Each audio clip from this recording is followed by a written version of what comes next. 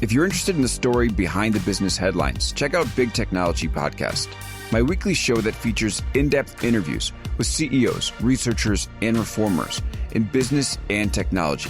Hi, I'm Alex Kantrowitz. I'm a longtime journalist, CNBC contributor, and the host of the show. I empty my Rolodex every Wednesday to bring you awesome episodes, so go check out Big Technology Podcast. It's available on all podcast apps. We'd love to have you as a listener. Did you know that small and medium businesses make up 98% of the global economy, but most B2B marketers still treat them as a one-size-fits-all? LinkedIn's Meet the SMB report reveals why that's a missed opportunity and how you can reach these fast-moving decision makers effectively. Learn more at linkedin.com/meet-the-SMB.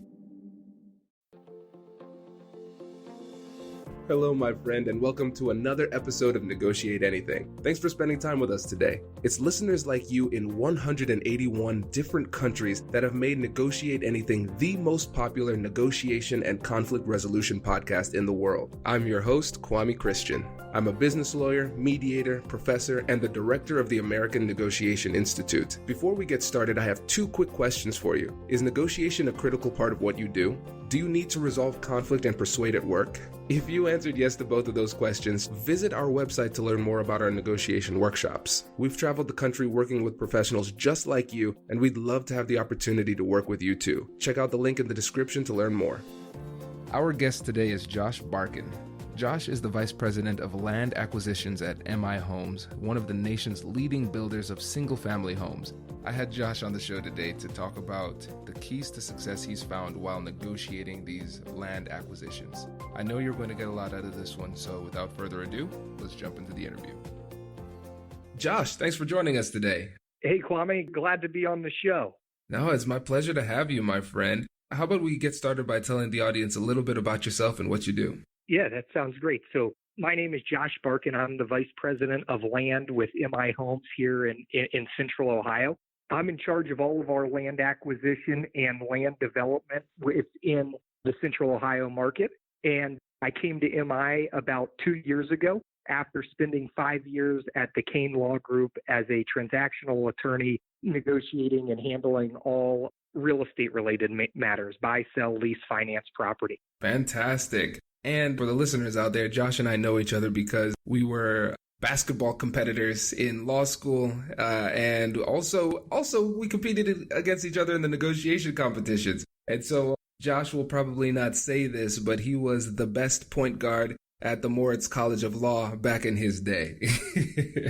An amazing claim to fame for myself. I'm really still trying to have that carry on.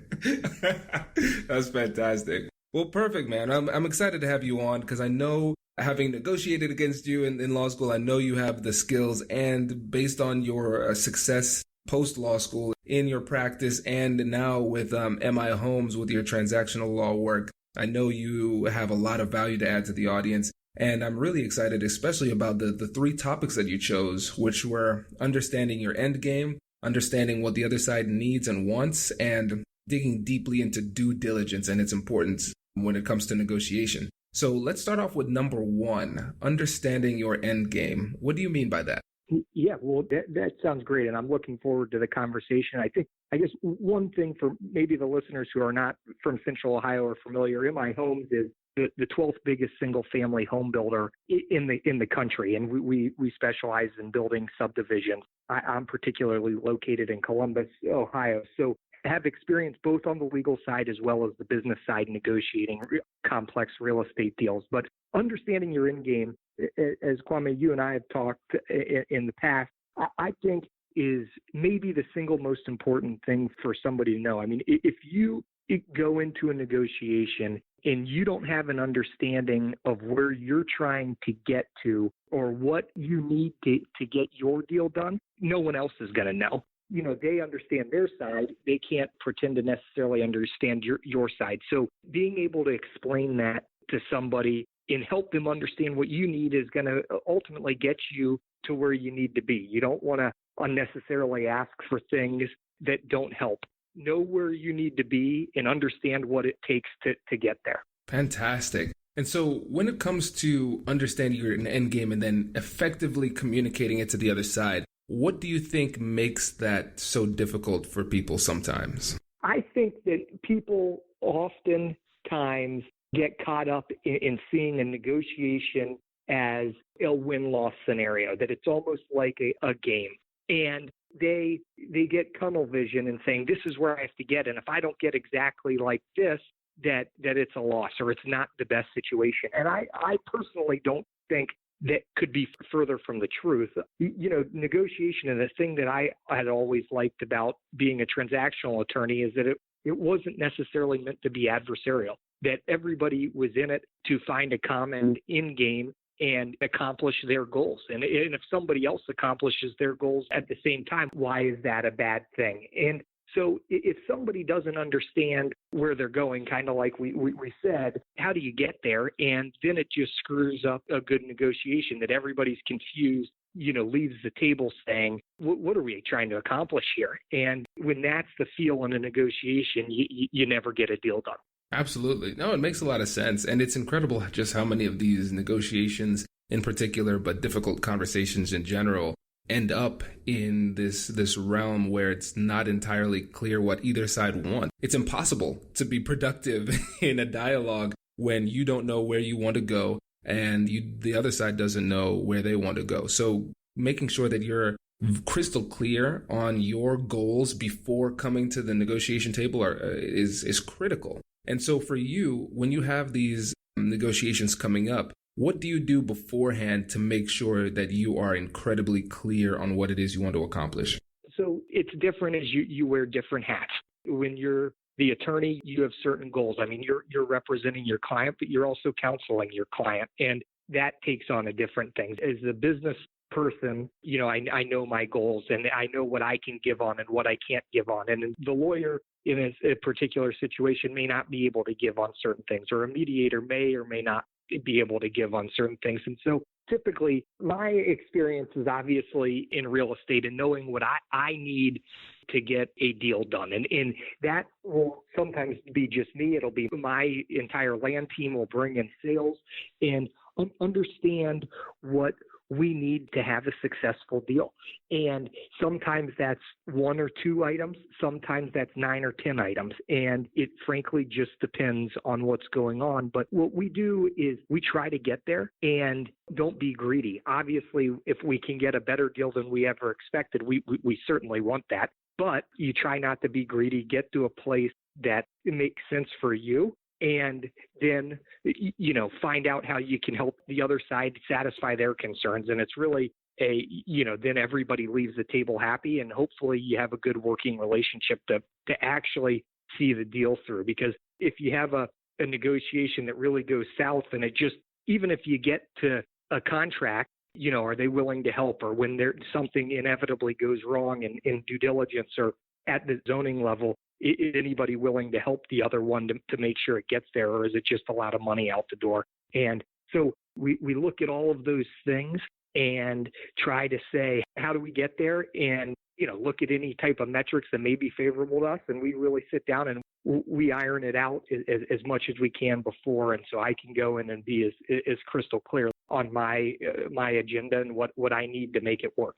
There are 2 main points I want to pull from this because there were a lot of gems, but 2 of them are standing out to me. And one is when you said you have to understand which hat you're wearing, because in an organization, there are multiple roles that we play. So for you have some externally focused negotiations where you're talking to the other side, but you also have some important internal negotiations. And it's important to have those internal dialogues first because you play a different role. And so you have to think about it as a different negotiation. So in the overall negotiation externally, we have to have clear goals and understand the end game. But also in those individual negotiations that we have within our company, we have to have that clear end goal as well, because those negotiations are important. And frankly, they're the negotiations that are going to happen most often, those internal negotiations. So paying attention to this strategy that you're giving us with those individual conversations within the company and externally, that's going to be critical.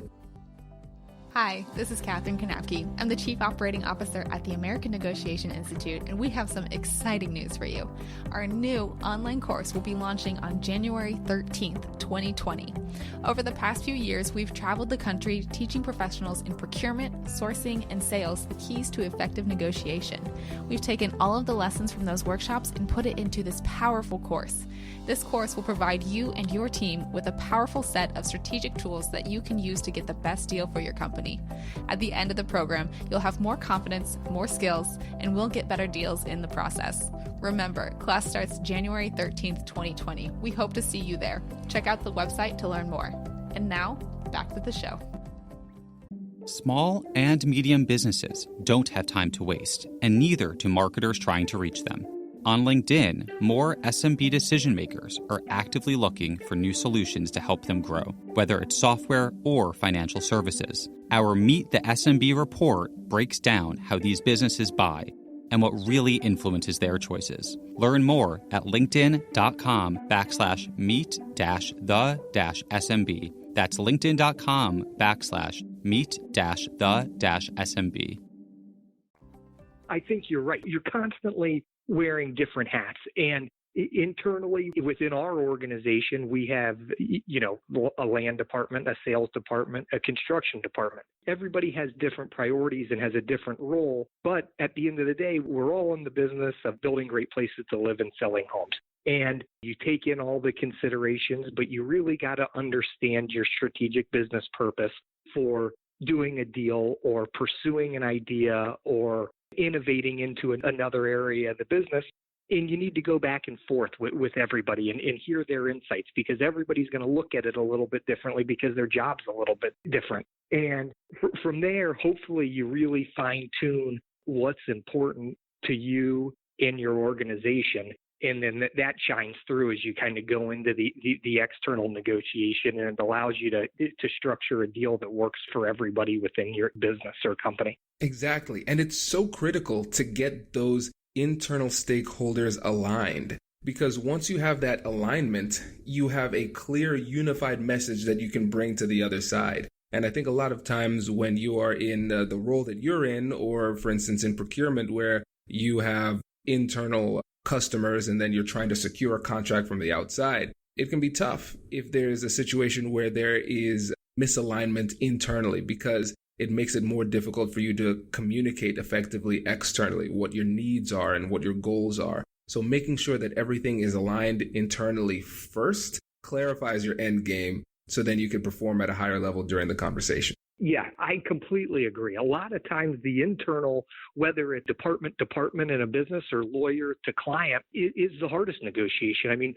often in my role as a lawyer, a good lawyer counsels their client, whether it's what the client wants to hear or not. I mean, we're part of plenty of negotiations where the client has the ability to be unreasonable, but you at least know that, it's better to know what you're working with. And if they have the ability to be unreasonable, well, you better circle back and decide how you're going to work with that. A lot of times if someone's unreasonable, you wish you could just say, okay, fine, forget it. Let's walk away from this. You're being unreasonable. But that oftentimes isn't it. It depends on who has the leverage in any given situation. And always somebody has a little bit of leverage. And I guess that is something really to understand, is kind of leverage points where you or the other party may have leverage in any given negotiation, because, if you don't understand that, they're going to use it to their advantage and against you, and you're never going to get to where you want to go.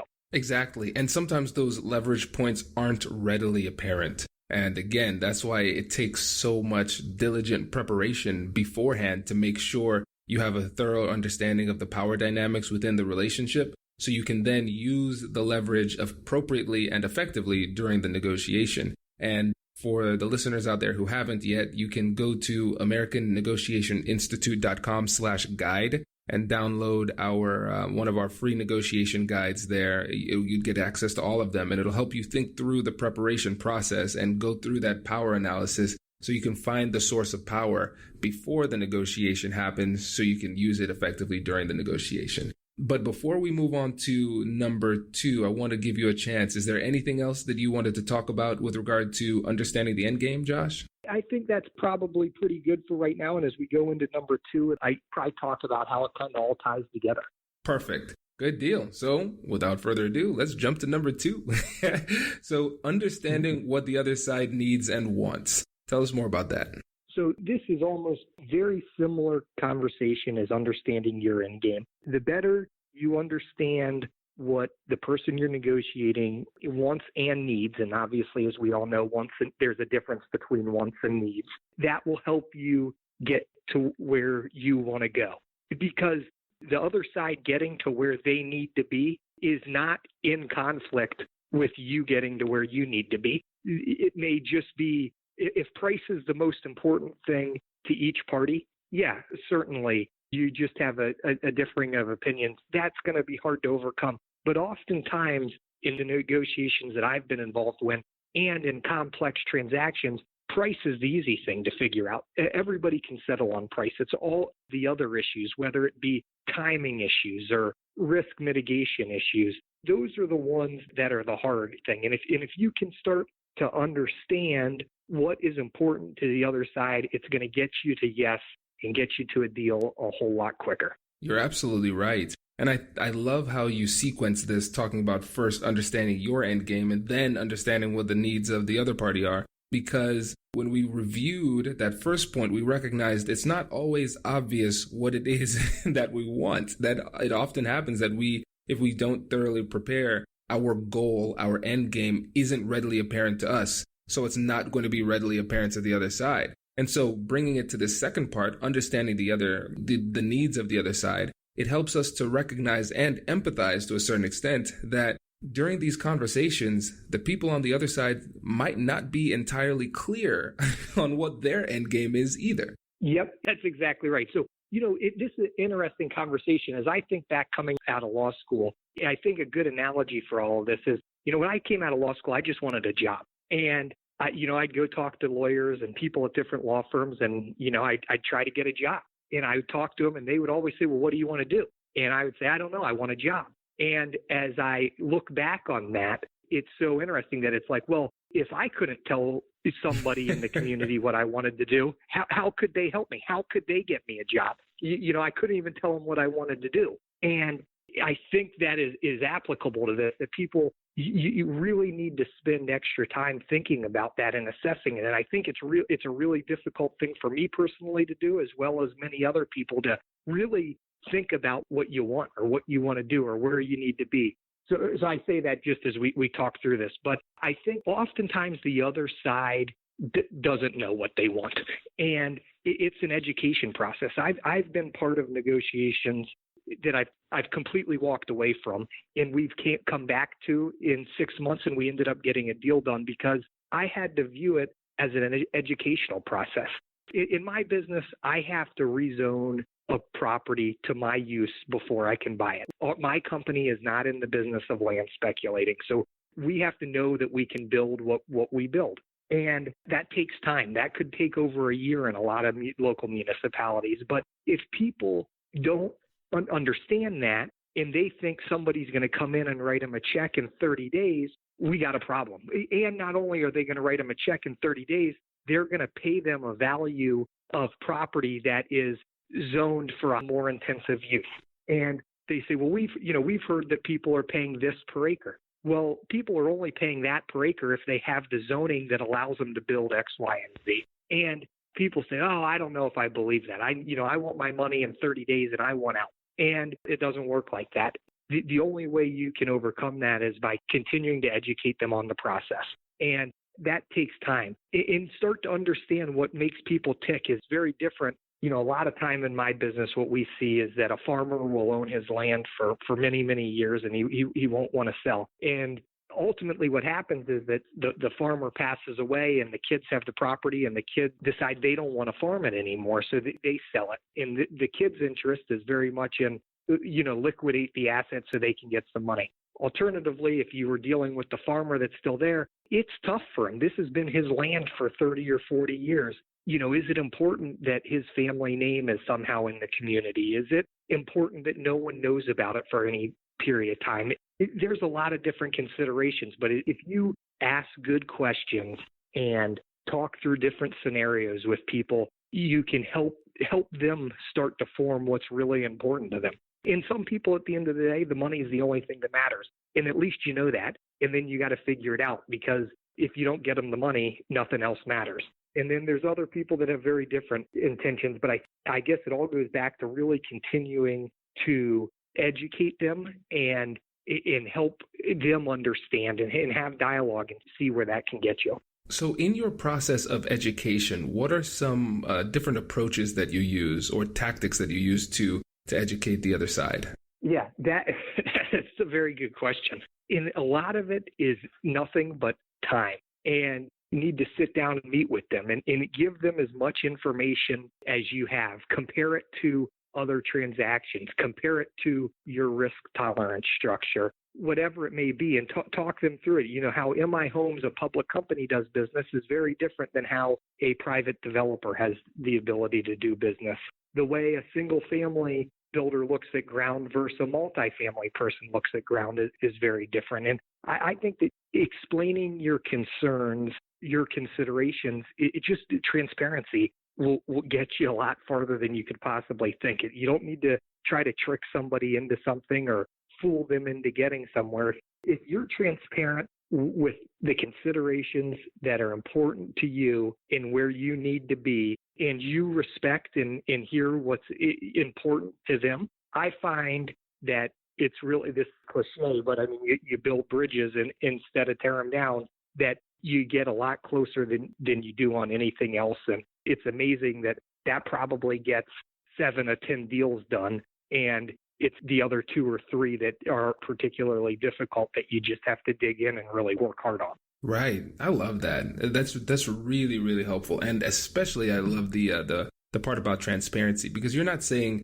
give away information that would be potentially damaging for you for no strategic purpose. But the thing is, with transparency, it often triggers reciprocity. If the other side is not being as forthcoming with information, oftentimes if you are transparent and you provide a little bit of information that doesn't hurt you, they learn from that. They say, okay, I can trust Josh. I can share a little bit of information with him because he shared a little bit of information with me. And so it's that transparency that is also a tool that is an information gathering tool during these conversations as well. Yeah, that's exactly right. I mean, most people, you can tell when somebody's being forthcoming and honest with you most times. And then most times you can tell when somebody is not honest, is not forthcoming, and is quite frankly not that nice to sit and talk to, that you know how you react to that. And if you can just start dialogue and everybody feels comfortable together and that they're working to a common goal, that at the end of the day, especially in a real estate transaction,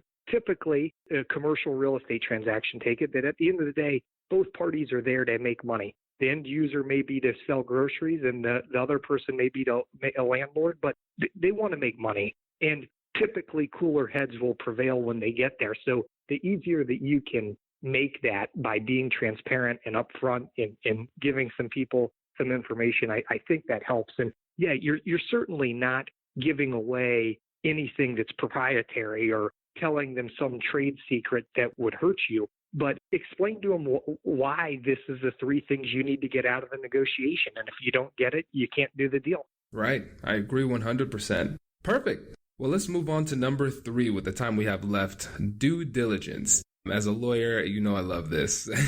So tell us a little bit more about what you mean by due diligence and what role it plays in the negotiation process. So I think due diligence is a kind of a good one to end on. It circles back to the first 2, and I think maybe we even talked about it a little bit early on, but the due diligence it's 2 sides, really kind of like what we talked about. The first part is understanding what you need and why, in what you believe and what's the justification for it. I mean, if you're asking for the price to be $1 million, can you justify it? If you can't, it's probably an unreasonable ask. If you can justify it, then you're probably on strong footing and you should be able to produce that information to the other side. The other part of due diligence is understand who you're negotiating with. Start to understand what's important to them. Where are they from? What types of things might they be thinking about going into the negotiation? Or have they done deals in the past, and how have they done other deals? that's always very important. I've been in negotiations and, I know that over here you did X, Y, and Z. Why won't you do that here? And one of two things is going to happen. Either you're going to get a reason that makes sense and you're going to say, okay, I guess I agree with that. I understand why you won't do it here. Or they're not going to be able to explain it. And they say, well, you're right. And I guess, okay, I'll do it here. And I think understanding that's important because they'll probably know what you've done elsewhere. And in my day job now, if I go into a negotiation, I a lot of times hear, well, you paid this over here. And I better have a really good answer for that. Why can't I pay that?